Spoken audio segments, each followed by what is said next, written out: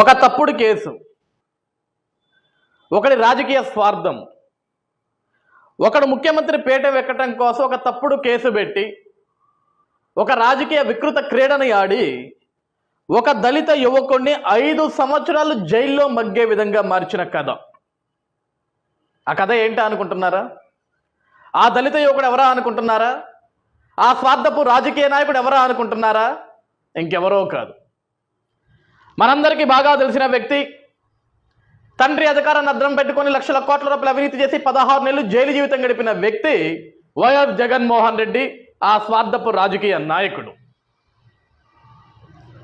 October 25, 2018 Visakhapatnam ఎయిర్పోర్ట్లో నాకు తెలిసి మధ్యాహ్నం ఆ సమయంలో జనిపల్లి శ్రీనివాస్ అలియాస్ కోడికత్తి శ్రీను, ఈ కోడికత్తి శ్రీను అనే ఒక వ్యక్తి, ఒక దళిత యువకుడు విశాఖ ఎయిర్పోర్ట్లో జగన్మోహన్ రెడ్డి మీద కోడికత్తి లాంటి ఒక కత్తి తీసుకొని దాడి చేశాడు అని, జగన్మోహన్ రెడ్డి ప్రాణాపాయ స్థితికి వెళ్ళిపోయాడు అని, ఆ కోడికత్తికి ఏమన్నా విషం పూసారేమో, కోడులను చంపేదానికి ఏదైతే విషాన్ని వాడతారో కోడి పందాలు వేసినప్పుడు అటువంటి విషయం ఏమన్నా పూసారేమో అని హుటాహుటిన విశాఖపట్నంలో హాస్పిటల్ ఉన్నా సరే విశాఖపట్నం హాస్పిటల్లో కనీసం చిన్న మెడికల్ చెకప్ కూడా చేపించకుండా హుటాహుటిన వెంటనే హైదరాబాద్కి పంపించేసి జగన్మోహన్ రెడ్డి ఆల్మోస్ట్ కోమా పరిస్థితిలోకి వెళ్ళిపోయాడు. డాక్టర్లు జగన్మోహన్ రెడ్డి గారి పరిస్థితి చాలా క్రిటికల్గా ఉందని చెప్తున్నారు. అసలేమైపోతుంది? ఆంధ్రప్రదేశ్ రాష్ట్రంలో ఏంటి హత్యా రాజకీయాలు? జగన్మోహన్ రెడ్డిని చంపేస్తారా? ఇది కేవలం చంద్రబాబు నాయుడు చేసిన కుట్ర. జగన్ని హతమార్చాలని ఒక ప్లాన్ వేశాడు, జగన్ని అడ్డు తొలగించుకోవాలని ఒక ప్లాన్ వేశాడు. అసలు జగన్ లేకుండా చేస్తే మనకి ఎవడు అడ్డు లేకుండా ఉంటాడని చంద్రబాబు నాయుడు భారీ కుట్రకి తెరదీశాడు. ఆ కుట్రలో భాగమే విశాఖ ఎయిర్పోర్ట్లో ఒక దళిత యువకుడిని పెట్టి కావాల్సుకొని, అది కూడా చంద్రబాబు నాయుడు సామాజిక వర్గం వాళ్ళు ఎవరైతే అక్కడ విశాఖ ఎయిర్పోర్ట్లో ఒక రెస్టారెంట్ ఉందో ఆ రెస్టారెంట్లో పనిచేసే యువకుడిని ఒక పావుగా వాడి ఆ యువకుడిని ఉసిగొల్పి జగన్మోహన్ రెడ్డి మీద దాడి చేయించారు అని ఆ రోజు వైఎస్ఆర్సీపీ పార్టీ కానీ, సాక్షి ఛానల్ కానీ, సాక్షి పత్రిక కానీ, జగన్మోహన్ రెడ్డి పక్కనున్న తాపేదారులు కానీ, చెంచాగాళ్ళు కానీ, 5 రూపాయల చిల్లరగాళ్ళు కానీ ఎవరైనా సరే, ఆడెవడైనా సరే ఒక పెద్ద హై రాజకీయ డ్రామాను క్రియేట్ చేశారు. కోమాలోకి వెళ్ళిపోతున్న జగన్మోహన్ రెడ్డి, లీటర్లు కారిపోతున్న రక్తం ఆగట్లేదు, దాన్ని ఏ విధంగా అప్పాలో తెలియట్లేదు. కుట్లు కూడా పడ్డాయి జగన్మోహన్ రెడ్డి భుజానికి. ఒక 3 సెంటీమీటర్లు 4 సెంటీమీటర్ల లోపలికి కత్తి దిగిపోయింది పదనంగా. అది భుజానికి తగిలింది కాబట్టి జగన్మోహన్ రెడ్డి గారు సేవ్ అయ్యారు. కోలుకునేదానికి ఒక వారం రోజులు టైం పట్టుద్ది. అదే ఏ గొంతుకో, ఏ గుండెల్లోనో, ఏ పొట్టలోనో, ఏ డొక్కల్లోనో గుచ్చితే ఏంటి పరిస్థితి? చంద్రబాబు దీనికి సమాధానం చెప్పు అని 2018 అక్టోబర్ 25 సంఘటన జరిగితే ఎన్నికలకు ముందు ఇదే అడ్డం పెట్టుకొని జగన్మోహన్ రెడ్డి గారు రోజు ఎన్నికలకు వెళ్ళారు. ఆ రోజు పాపం అమాయకుడైన దళిత యువకుడు జనిపల్లి శ్రీనివాస్ అలియాస్ కోడికత్తి శ్రీను, ఆ రోజు వాళ్ళు బెదిరించి చెప్పారో భయపెట్టి చెప్పించారో మనకు తెలియదు, కానీ నాకు జగన్ అంటే అభిమానం, జగన్మోహన్ రెడ్డి ముఖ్యమంత్రిగా చేయాలని చెప్పేసి నేనేదో ఆలోచనతో పిచ్చి పని చేశాను అనేదో చెప్పాడు. అతను అరెస్ట్ చేశారు, జైలుకి పంపించారు. 5 ఏళ్ళు జైలు జీవితం గడిపాడు దళిత యువకుడు జనిపల్లి శ్రీనివాస్ అలియాస్ కోడికత్తి శ్రీను. అక్కడ prime of evidence, prime of witness, అసలు ఆ కేసు పెట్టింది ఎవరా అంటే జగన్మోహన్ రెడ్డి. సాక్షి విట్నెస్ ఎవరంటే జగన్మోహన్ రెడ్డి. బాధితుడు ఎవడయా అంటే జగన్మోహన్ రెడ్డి. ఆ రోజు దాడి జరిగింది ఎవడి మీద అంటే జగన్మోహన్ రెడ్డి మీద, స్వయాన జగన్మోహన్ రెడ్డి మీద దాడి జరిగింది. హత్యాయత్నం జగన్మోహన్ రెడ్డి భాషలో చెప్పాలి అంటే, వైఎస్ఆర్సీపీ పార్టీ భాషలో చెప్పాలంటే, వైఎస్ఆర్సీపీ పార్టీ నాయకుల భాషలో చెప్పాలంటే హత్యాయత్నం. జగన్మోహన్ రెడ్డి మీద ఒక హత్యాయత్నం, ఒక హత్యకు సంబంధించిన ఒక కుట్ర జరిగింది. అక్టోబర్ 25, 2018 జగన్మోహన్ రెడ్డి గారు స్వయంగా కంప్లైంటర్, నన్ను చంపబోయారు, అతన్ని శిక్షించాలి అని. ఓకే, జగన్మోహన్ రెడ్డి గారి మీద ఒక దాడి జరిగింది, ఒక హత్యా ప్రయత్నం జరిగిందని చెప్పేసి ఉన్నత న్యాయమూర్తి గారు కూడా ఆ రోజు ఆ దాడి చేసిన వ్యక్తి ఎవరైతే ఉన్నారో జనిపల్లి శ్రీనివాస్ అలియాస్ కోడికత్తి శ్రీనుని న్యాయస్థానం ప్రకారం అతని మీద హత్యాయత్నం కుట్ర కేసులు పెట్టారు, అతన్ని జైలుకి పంపించారు. కానీ ఇక్కడ విషయం ఏంటంటే అండి, ఈ జనిపల్లి శ్రీనివాస్ 1 సంవత్సరం క్రితం బెయిల్ మీద విడుదలైనట్టున్నాడు బయటికి. కోర్టు కూడా 25,000 పూచీకత్తుతోటి అతనికి బెయిల్ ఇచ్చారు. కానీ జగన్మోహన్ రెడ్డి 2019 నుంచి 2024 వరకు ఆంధ్రప్రదేశ్ రాష్ట్రానికి ముఖ్యమంత్రిగా వ్యవహరించాడు. అసలు జగన్మోహన్ రెడ్డి ముఖ్యమంత్రి అయ్యాడు అంటే దానికి మొట్టమొదటి బీజం పడిందే విశాఖ ఎయిర్పోర్ట్. ఈ జనిపల్లి శ్రీనివాస్ అలియాస్ ఈ కోడికత్తి శ్రీనివల్లే జగన్మోహన్ రెడ్డి సీఎం అయ్యాడు అంటే కారణం, జగన్మోహన్ రెడ్డికి 151 స్థానాలు వచ్చాయంటే కారణం, అందులో 50% of the part 50% of the part అని ఎందుకు మాట్లాడుతున్నానంటే ఆఫ్టర్ కోడికత్తి incident, after Visakha incident, after కోడికత్తి ఇన్సిడెంట్ పులివెందుల్లో వైఎస్ వివేకానందరెడ్డి గారి గొడ్డలితో వచ్చిన గుండెపోటు కథ, నారాసుర రక్త చరిత్ర కథ. ఎందుకంటే 50% జగన్మోహన్ రెడ్డి మీద జరిగిన దాడి, ఆ దాడి అప్పటికి ప్రజల్లో కొంచెం ఒక అపోహ, నిజంగా జరిగిందా, ఎందుకు చంద్రబాబు నాయుడు పని చేపిస్తాడు, ఏమవసరం చంద్రబాబు నాయుడు గారికి, ఈరోజు జగన్మోహన్ రెడ్డి మీద దాడి చేపిస్తే అది తెలుగుదేశం పార్టీకే బ్యాడ్ అవుతుంది కదా, చంద్రబాబు నాయుడికే బ్యాడ్ అవుతుంది కదా అని ప్రజల్లో ఒక డివైడ్ టాక్ వచ్చినప్పుడు ఒక విభిన్న కోణాల్లో ప్రజలందరూ మాట్లాడుకుంటున్నారు. అదే సమయంలో జగన్మోహన్ రెడ్డికి ఒక ఆలోచన వచ్చింది, నేను కష్టపడి నా మీద ఒక దాడి జరిగిందని నేను ఒక కథ నల్లిన తర్వాత, అది కథ కావచ్చు నిజం కావచ్చు మనకైతే తెలియదు కానీ సరే ఆ రోజు ఆయనకి ఏదో రక్తం వచ్చిందో చూపించారు, ఇక్కడ వరకు ఒక మరక చూపించారు, తర్వాత షర్ట్ ఏమైందంటే ఎవడు చెప్పలేదు, ఎనిలో అసలు ఘాట్ ఎక్కడ ఉందంటే ఎవడు చూపించాడు దాన్ని. కానీ దీని గురించి పబ్లిక్లో ఒక డివైడ్ టాక్ వచ్చిన తర్వాత, ఈ కోడికత్తి సీన్ జైల్లో వేసిన తర్వాత అప్పటికి కూడా రాజకీయ మైలేజ్ జగన్మోహన్ రెడ్డి గారికి రాలేదు. ఇంకా కొంచెం ఏదో ఒక సింపతి, జస్ట్ సింపతి మెయింటైన్ అయింది. బట్ ఆ సింపతి వెంటనే ప్రజలు మర్చిపోయారు. ఇవన్నీ రాజకీయాలు సర్వసాధారణంగా జరుగుతుంటాయేమో, లేకుంటే ఆ నిజ నిజాలు బయటపడతాయి. కాసేపు కోడికత్తి శ్రీను జగన్మోహన్ రెడ్డి అభిమానం అంటున్నాడు, అభిమానంతో పొడిచే అంటున్నాడు. కాబట్టి ఈ రాజకీయ డ్రామా పండల జగన్మోహన్ రెడ్డికి. ఆ రాజకీయ డ్రామా పండలేదు కాబట్టి వెంటనే చివరికి అస్త్రం ఏది వాడాలి ఏది వాడాలో అర్థం కావట్లేదు. సొంత కుటుంబంలో ఏమైనా వేసేస్తే అయిపోద్ది కదా, ఆ సొంత కుటుంబంలో ఏమైనా వేసేస్తే రాజకీయంగా పెద్ద మైలేజ్ వచ్చింది, రాష్ట్ర వ్యాప్తంగా మనం పెద్దగా బోర్లు ఏడ్చుకుంటూ రాష్ట్రం అంతా తిరిగి ప్రచారం చేయొచ్చు ఒక ఆలోచనతోటి ఆ రోజు జగన్మోహన్ రెడ్డి కళ్ళ గుర్తొచ్చింది ఎవరైనా అంటే జగన్మోహన్ రెడ్డి, అవినాష్ రెడ్డి ఇద్దరి కళ్ళల్లో గుర్తొచ్చిన వ్యక్తి ఎవరైనా ఉన్నారు అంటే వైఎస్ వివేకానంద రెడ్డి గారు. ఆ నిజ నిజాలు కూడా త్వరలో బయటకు వస్తాయి. ఆ రోజు ఎన్నికల సమయం ముందు కరెక్ట్గా వైఎస్ వివేకానంద రెడ్డి గారిని హతమార్చడం, వైఎస్ వివేకానంద రెడ్డి గారికి గొడ్డలతో గుడ్డెపోటు రావటం, ఆ రోజు సాక్షి నారాసుర రక్త చరిత్రను రాయటం, ఇవన్నీ కూడా మనకి తెలిసిన విషయాలే. కానీ ఈరోజు కోడికత్తి సీన్ గురించి మనం ఎందుకు మాట్లాడుతున్నామంటే 5 సంవత్సరాలు ఒక కేసులో, ఒక హత్యాయత్నం కేసులో 5 సంవత్సరాలు ఒక దళిత యువకుడు జైల్లో మగ్గిపోయాడు. అతను తప్పు చేశాడా చేయలేదా అనేది ఇంకా నిర్ధారణ కాలేదు అక్కడ. ఆ రోజు జగన్మోహన్ రెడ్డి నేనే అండి, నా మీద దాడి చేశాడంటే నన్ను చెప్పబోయాడని చెప్పేసి నాకు కంప్లైంట్ పెట్టాడు. కాబట్టి ఎవరైతే కంప్లైంట్ ఉన్నారో ఆ రోజు గాయం కనపడుతుంది, యావత్ మీడియా మాట్లాడుతుంది, యావత్ వైఎస్ఆర్సీపీ పార్టీ శ్రేణులు రాష్ట్రాన్ని తగలబెట్టే యోచనలో ఉన్నారు. కాబట్టి ఆ రోజు శ్రీనుని జైలుకు పంపించారు. కానీ అసలు ఇక్కడ విషయం ఏంటంటే 5 సంవత్సరాలుగా జగన్మోహన్ రెడ్డి గారు as a complainant, as a witness అతని మీద దాడి జరిగింది. కాబట్టి ఒక్కరోజు కూడా, కొన్ని రోజులు ఆ కోర్టు విజయవాడలోనే ఉందండి, జగన్మోహన్ రెడ్డి గారి ఇంటి పక్కకే ఉంటుంది ఎన్ఐఏ కోర్టు. ఆ విజయవాడ కోర్టుకి కూడా వాయిదాలకు అటెండ్ కాలేదు జగన్మోహన్ రెడ్డి. ఆ రోజు ప్రతిసారి జగన్మోహన్ రెడ్డి ఏం చెప్పేటోడు అంటే, వాయిదాలకు ఎందుకు అటెండ్ కావట్లేదయ్యా నువ్వు అంటే, నేను ఈ రాష్ట్ర ముఖ్యమంత్రిని, చాలా బిజీగా ఉన్నాను, కనీసం పోసుకునే సమయం కూడా నాకు దొరకట్లేదు, అంత బిజీ పరిపాలన చేస్తున్నాను, తినేదానికి నాకు అవకాశం కూడా దొరకట్లేదు, కంటి మీద నిద్ర కూడా ఉండట్లేదు, మొత్తం రాష్ట్రం కోసం రాష్ట్ర ప్రజల కోసం తప్పించిపోతున్నాను. ఎటువంటి తప్పనంటే అది, ఎటువంటి ఆతృత, ఎటువంటి తప్పన, ఎటువంటి బాధ అంటే జగన్మోహన్ రెడ్డిది. అవ్వక నేను ముఖ్యమంత్రిని అయ్యాను, ఈ పిచ్చి జనం నన్ను నమ్మి నాకు 151 స్థానాలు ఇచ్చారు, ఈ పిచ్చి జనాన్ని నమ్మించడానికి ఒక దళిత యువకుని బలి చేశాను, సొంతం బాబాయిని మొత్తానికి పైకి పంపించేశాను. ఈ రోజు నాకు ఈ ముఖ్యమంత్రి స్థానం వచ్చింది అంటే ముఖ్యంగా వాళ్ళిద్దరికి క్రెడిట్ ఇవ్వాలా. కానీ వాళ్ళకి ఇచ్చిన, నేను ముఖ్యమంత్రి అయిన తర్వాత అయినా సరే కనీసం నేను సంపాదించుకోవాలా, ఇప్పుడు దాకా నేను దోచుకునే లక్షల కోట్లు సరిపోవు నాకని ఆంధ్రప్రదేశ్ రాష్ట్రంలో బటన్ నొక్కటాల పేరుతోటి కనపడ్డ భూముల్ని, ఇసుకని, కొండల్ని, గొట్టల్ని, విద్యార్థులు తినే తిండిని, విద్యార్థులు వేసుకునే బట్టల్ని, ఈరోజు ఆంధ్రప్రదేశ్ రాష్ట్రంలో జై అమరావతి అన్న వాళ్ళందరినీ జైలుకి పంపించటాలు, మెగా డిఎస్సీ ఏది అన్న వాళ్ళని దాడులు చేసి జైలుకి పంపించటాలు, ఉద్యోగ క్యాలెండర్ ఏదైతే జగన్మోహన్ రెడ్డి అంటే వాళ్ళ మీద కేసులు పెట్టించి వాళ్ళని జైలుకి పంపించటాలు, అడ్డొచ్చిన వాళ్ళందరి మీద కేసులు, ఉపాధ్యాయులను హింసించడం, రైతుల్ని హింసించడం, మహిళల్ని హింసించడం, 5 ఏళ్ళు జగన్మోహన్ రెడ్డి పరిపాలన ఇది. ఈ బిజీలో పాపం జగన్మోహన్ రెడ్డి గారు ఏ రోజు కూడా ఆయన పెట్టిన కేసుకి, ఆయన మీద దాడి జరిగిన కేసు మీద ఎప్పుడు వాయిదాకి పోలా. 5 ఏళ్ళు కాలయాపన చేశాడు. పాపం ఆ కోడికత్తి శ్రీగారు అమ్మగారిని చూస్తే బాధేస్తుంటుంది. పాప ఆవిడ చాలా వయసులో పెద్ద ఆవిడ, మీకు దండం పెడతాను, నా కొడుకు తప్పు చేస్తే తప్పు చేశాడని చెప్పండి, లేకపోతే జైలు నుంచి బయటికి రావండి, 5 సంవత్సరాలుగా మగ్గిపోతున్నాడు నా బిడ్డ అని చెప్పేసి ఆ కుటుంబం మొత్తం బయటకు వచ్చి బాధపడ్డా కూడా జగన్మోహన్ రెడ్డి ఏ రోజు రెస్పాండ్ అవ్వలేదండి. కనీసం చేమ కొట్టినట్టు కూడా లేదు ఆయనకి. ఇప్పుడు నిజంగా ఒక విషయం అడుగుతానండి మిమ్మల్ని అందరినీ కూడా.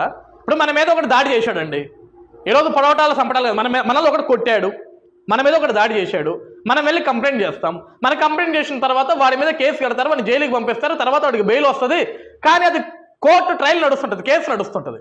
కేసు నడిచినప్పుడు జడ్జి గారు పిలిచినప్పుడు, న్యాయస్థానం పిలిచినప్పుడు ఒకసారి కాకపోతే ఒకసారి అయినా సరే ఆ కోర్టుకి అటెండ్ అయ్యి ఎస్ పలానా వ్యక్తి వల్ల నేను బాధించబడ్డాను, నా మీద దాడి జరిగింది, నాకు ప్రాణాపాయ పరిస్థితికి వచ్చింది, ఆ రోజు నా మీద దాడి చేసిన ఆ వ్యక్తే, నేనే చూశాను, నేనే నేరుగా ఉన్నానని చెప్పేసి నువ్వు సాక్ష్యం చెప్తేనే కదా ఆ కేసు నిలబడేది, అతని మీద చట్టపరంగా శిక్ష పడేది మళ్ళీ కూడా. అలాంటి విషయం జగన్మోహన్ రెడ్డి గారు ఏ రోజు కూడా చేయలేదు. ఎందుకంటే జగన్మోహన్ రెడ్డి ఆషామాషా వ్యక్తి కాదు, మనలాగా సామాన్యుడు కాదు, great leader YS Rajasekhara Reddy కొడుకు. దట్టు చెప్పుకుంటాడు నేను ప్రధాన ప్రతిపక్ష నేత అని, పులివెందల పులని చెప్పుకుంటాడు, పులివెందల మమ్మల్ని పీకే వాళ్ళు లేడని మాట్లాడుతుంటాడు. అలాంటి జగన్మోహన్ రెడ్డి మీద హత్యాయత్నం జరిగితే ఆ కేసుకు సంబంధించి 5 ఏళ్లగా ఒక్కసారి కూడా కొట్టుకు పోలేదు అంటే ఆ రోజు ముఖ్యమంత్రి. సరే ముఖ్యమంత్రి పదవి ఊడిపోయింది, ముఖ్యమంత్రి పదవి పోయింది.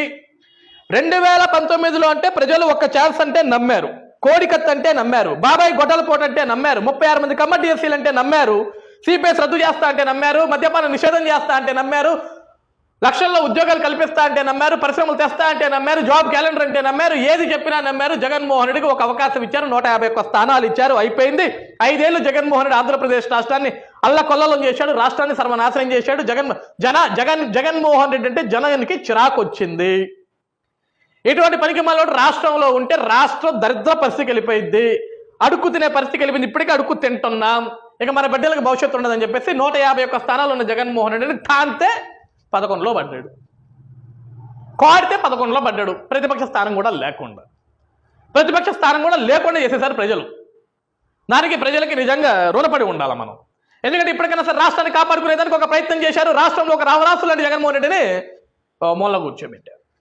సరే ఇప్పుడు తాడేపల్లి కొంపలో ఖాళీగానే కూర్చుంటున్నాడు జగన్మోహన్ రెడ్డి. ఇప్పుడు రాజకీయాలకు పెద్ద పీకేది లేదు, బిజీగా లేదు, కనీసం అసెంబ్లీకి వచ్చే పరిస్థితి కూడా లేడు. ఆయన అసెంబ్లీకి కూడా రావట్లేదు, ఇంట్లోనే దుప్పటి కప్పుకొని నిద్రపోతున్నాడు, పబ్జీ గేమ్ ఆడుకుంటున్నాడు, ఎగ్ పప్పులు తింటున్నాడు, అతని ఇష్టం. కానీ అతని మీద జరిగిన దాడి గురించి, అతని మీద జరిగిన హత్యాయత్నం గురించి ప్రజలు ఇంకా మర్చిపోరుగా జగన్మోహన్ రెడ్డి. నీ వల్ల ఒక దళిత యువకుడు 5 సంవత్సరాలు జైల్లో మగ్గిపోయాడయా, 5 years. అదే ఒక దళిత యువకుడిని కిడ్నాప్ చేసిన విషయంలో వల్లభనేని వంశీ ఒక కిడ్నాప్ అని కలవటానికి జైలుకు పోయిన నువ్వు, పరామర్శించడానికి జైలుకు పోయిన నువ్వు, ఏ దళిత యువకుడిని అయితే అడ్డం పెట్టుకొని నా మీద దాడి జరిగింది, నా మీద హత్యాయత్నం చేశానని ఒక దళిత యువకుడు జీవితాన్ని నాశనం చేసి ఆ దళిత యువకుడిని 5 సంవత్సరాలు జైల్లో మగ్గేలాగా చేశావో ఆ కేసులో కోర్టుకి పోవా? ఎందుకు పోవు? 5 ఏళ్ళంటే నువ్వు ముఖ్యమంత్రి ఏదో పొడి చేసా, పీకేసా అన్నావు. 5 సంవత్సరాల తర్వాత ఇప్పుడేం ముడుస్తున్నావు 9 నెలలుగా? నువ్వు నిన్న విశాఖపట్నం పోయావు, శ్రీకాకుళం పోయావు నిన్న. ఈ రోజు నీకు ఎన్ఐఏ కోర్టులో విశాఖలో కేసు ఉందన్న సంగతి నీకు తెలుసు. నీ లాయర్లో, నీ పక్కన నీ పియ్యానో, నీ చెంచాలు ఎవరో చెప్పుంటారు. అయ్యా జగన్మోహన్ రెడ్డి, అక్టోబర్ 25, 2018 నీ మీద విశాఖపట్నంలో ఎయిర్పోర్ట్ లాంగ్లో నీ మీద కోడికత్తితో దాడి జరిగింది. ఆ దాడికి సంబంధించిన కేసు ఎన్ఐఏ కోర్టు ఈరోజు నీకు వాయిదా ఉంది, ఒక విచారణ ఉంది. కనీసం ఈ రోజన్నా సరే మనం హాజరవ్వాలి సార్ అని నీకు చెప్పుంటారు కదా. శ్రీకాకుళానికి పక్కన విశాఖపట్నం కోతవేడ దూరమే కదా, ఏం 100 కిలోమీటర్లు ఏం లేదు కదా, పక్కకే కదా. ఎందుకు వెళ్ళలేదు జగన్మోహన్ రెడ్డి నువ్వు? ఈరోజు ఒక కేసు ట్రయల్ నడిచేటప్పుడు నిజంగా నువ్వే సాక్షివి కాబట్టి, దాడి జరిగింది నీ మీదే కాబట్టి ఒకసారి కాబట్టి ఒకసారైనా వెళ్ళాలి కదా. వెళ్ళి అవునండి నా మీద హత్యాయత్నం జరిగింది, నా మీద హత్యాయత్నం చేసింది అక్కడ మీకు ఎదురుగా కనపడుతున్న వ్యక్తి జొనిపల్లి శ్రీనివాస్ అలియాస్ కోడికత్తి శ్రీనే, పలానా టైంలో పలానా ఒక ఆయుధంతో వచ్చి నా మీద దాడి చేశాడు, దీని వెనుకున్న నిజ నిజాలేంటో నాకు తెలియాలి అని కనీసం కోర్టుకు వెళ్ళాలి కదా జగన్. దళితులంటే అంత చిన్న చూప జగన్ నీకు? ఒక దళిత యువకుడిని ఒకటి కిడ్నాప్ చేస్తే ఆ కిడ్నాప్ అని కలవడానికి జైలుకు పోతావు నువ్వు. నీ వల్ల ఒక దళిత యువకుడు 5 సంవత్సరాలు జైల్లో మగ్గిపోతే కనీసం ఆ దళిత యువకుడి గురించి పట్టించుకోకుండా కనీసం నీ మీద నిజంగా దాడి జరిగి ఉంటే కోర్టుకు వెళ్ళాలి కదా. ఉన్నత న్యాయస్థానం ముందు, జడ్జి గారి ముందు నువ్వు వెళ్ళి సమాధానం చెప్పాలి కదా నువ్వు అడిగే ప్రశ్నలకి. ఎందుకు వెళ్ళట్లేదయ్యా జగన్ నువ్వు అంటే, ఈరోజు ఆంధ్రప్రదేశ్ రాష్ట్ర ప్రజానీకం మొత్తం కూడా గుర్తుపెట్టుకోండి. ఈ రోజు విచారణ జరిగింది ఎన్ఐఏ కోర్టు విశాఖలో ఈ కోడికత్తి కేసు మీద. జగన్మోహన్ రెడ్డి ఈ రోజు కూడా వెళ్ళలేదు. నిన్న శ్రీకాకుళం నుంచి నేరుగా మళ్ళీ బెంగళూరు వెళ్ళిపోయాడు. మళ్ళీ బెంగళూరు నుంచి ఇంకో ప్రోగ్రాంకి వెళ్ళిపోయి ఉంటాడు తప్ప విశాఖ కోర్టుకు రాలేదు అతను. ఈ రోజు మళ్ళీ ఉన్నత న్యాయస్థానం వచ్చే నెల మార్చి 21వ తారీఖు ఈ కేసును వాయిదా వేయడం కూడా జరిగింది. నా అంచనా కరెక్ట్ అయితే మార్చి 21వ తారీఖు కూడా జగన్మోహన్ రెడ్డి కోర్టుకు పోడు. ఉన్నత న్యాయస్థానం నుంచి జగన్మోహన్ రెడ్డికి వారెంట్ ఇష్యూ చేయాలి. ఇంకొకసారి నువ్వు కోర్టుకు రాకపోతే ఈ విషయం మీద నిన్ను అరెస్ట్ చేయాల్సి వస్తుందని చేస్తే అప్పుడు ఏమైనా వస్తాడేమో తెలియదు మనకి. అది ఉన్నత న్యాయస్థానం చట్టం చూసుకోవాలి. కానీ జగన్మోహన్ రెడ్డి ఎందుకు రావడం లేదంటే ఈ కేసు విషయంలో అసలు జగన్మోహన్ రెడ్డి మీద జరిగింది దాడి కాదు, అదొక ఫ్యాబ్రికేటెడ్, ఒక పెద్ద స్టోరీ అల్లారు, ఒక కథను అల్లాడు జగన్మోహన్ రెడ్డి. ఎందుకంటే 2014 నుంచి 2019 వరకు ఆంధ్రప్రదేశ్ రాష్ట్రంలో చంద్రబాబు నాయుడు గారి పరిపాలన చాలా అద్భుతంగా ఉంది. ఆంధ్రప్రదేశ్ రాష్ట్రాన్ని అభివృద్ధి పరంగా ముందుకు తీసుకెళ్తున్నాడు. ఒక్క పిలుపుతోటి అమరావతి కోసం, రాష్ట్ర రాజధాని కోసం రైతులు 35,000 ఎకరాల భూములు వెనక ముందు ఆలోచించకుండా ఇచ్చారు. అది ఒక చరిత్ర. అమరావతి ఒక పక్క, పోలవరం ఒక పక్క పరుగులు పెడుతున్నాయి. 72% పోలవరం కంప్లీట్ అయిపోయింది. రాష్ట్రానికి కియా వంటి పరిశ్రమలు వచ్చినాయి.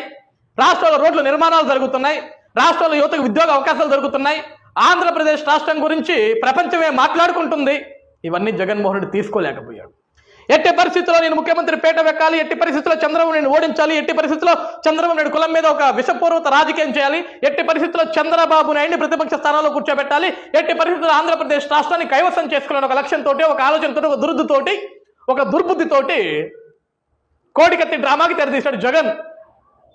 ఏమంటే ఇప్పుడు మన మీద ఒక చిన్న దెబ్బ తగిలిందండి, మన కాలుకు ఒక రాయి కొట్టుకుంది, వెంటనే పక్కనున్న హాస్పిటల్కి వెళ్ళిపోతాం, అబ్బో ఇక్కడ ఉండలే కానీ ట్రీట్మెంట్ సరిగా ఉండదని చెప్పేసి మళ్ళీ ఫ్లైట్కి హైదరాబాద్ వెళ్ళిపోతాం, రక్తం కారిపోతున్నారు. సరే, చిన్న ట్రీట్మెంట్ అట్లీస్ట్ మనం చెప్పించుకునే వెళ్తాం కదా, దాని సీరియస్నెస్ ఏంటో చూసుకుని వెళ్తాం కదా.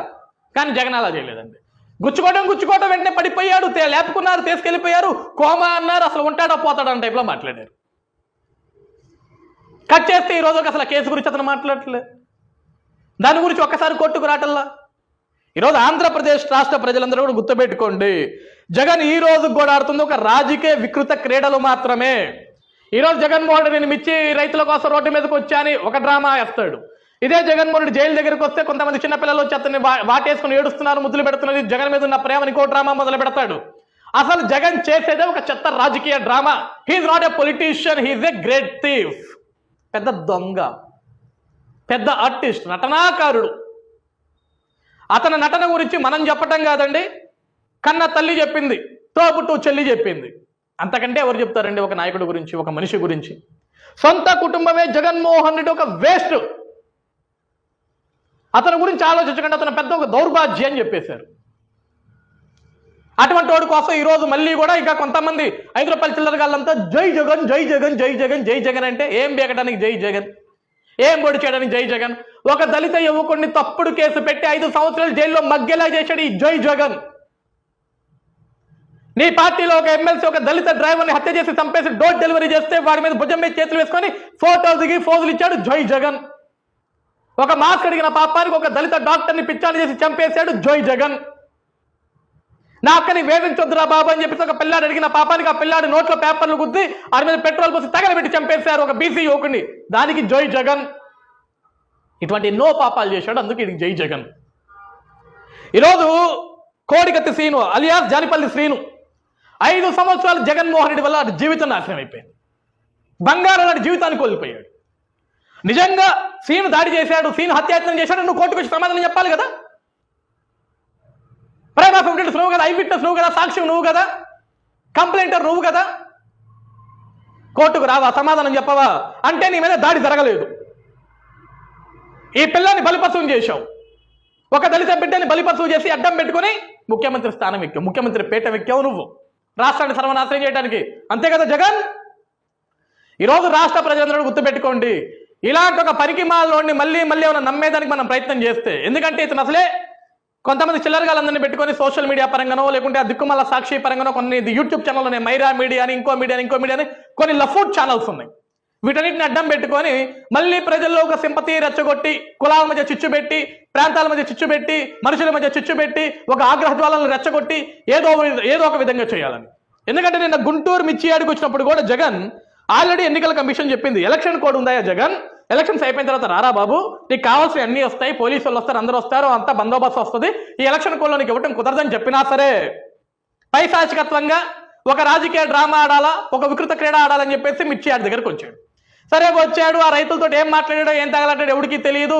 ఆ మిర్చి గాడికి తట్టుకోలేక దగ్గి ఇంటికి పోయాడు. ఇంటికి పోయిన దగ్గర నుంచి మనం మిర్చి యార్డ్ దగ్గరకు వచ్చిన తర్వాత కూడా కనీసం మనకి ప్రతిపక్ష నాయకుడిగా ఇప్పుడు గుర్తించట్లేదు, ప్రతిపక్ష స్థానం ఇవ్వమని అడిగినా ఇవ్వట్లేదు, ప్రజల్లో దీని గురించి చర్చ రావట్లేదు అని జగన్కి ప్రతిపక్ష నాయకుడిగా హోదా ఉన్నా సరే ఎందుకు జెడ్+ కేటగిరీ ఇవ్వలేదు, ఎందుకు బందోబస్తు ఇవ్వలేదని వీళ్ళ నాయకులు మాట్లాడతారు. ఆ నాయకులందరికీ తెలుసు ఎలక్షన్ కోడ్ ఉంటే ఇవన్నీ ఏమి వర్తించమని చెప్పి. ఎలక్షన్ కోడ్ ఉన్నప్పుడు అసలు ఏం చేయడానికి వచ్చిన విషయం వాళ్ళకి కూడా తెలుసు. కానీ ఇది ఒక పెద్ద రాజకీయ డ్రామా, ఒక రాజకీయ క్రీడ. దాంతో వీళ్ళ నాయకులు మాట్లాడతారు, జగన్కి ఏమన్నా నిన్న ఒక ప్రాణహాని జరుగుంటే, ఎంత పెద్ద మాట అండి ఇది. జగన్కి ఏమన్నా ప్రాణహాని జరుగుంటే ఎందుకు జరుగుద్దండి? సైనికులుగా మీరున్నారు, 5 రూపాయల చిల్లర బ్యాచ్ ఉన్నారు, జగన్కి ప్రాణహాని ఎందుకు జరుగుద్ది సార్? కోడికత్తి దాడి జరిగినట్టా సార్? బాబాయ్ గొడ్డలపోటు జరిగినట్టా సార్? మొన్న ఎన్నికల ప్రచారంలో జగన్మోహన్ రెడ్డి మీద వచ్చి చిన్న కంకర రాయి ఏదో తగిలిందన్నారు. ఆ రాయి ఎవడేసిన ఉడికి తెలియదు. అదో పెద్ద రాజకీయ డ్రామా.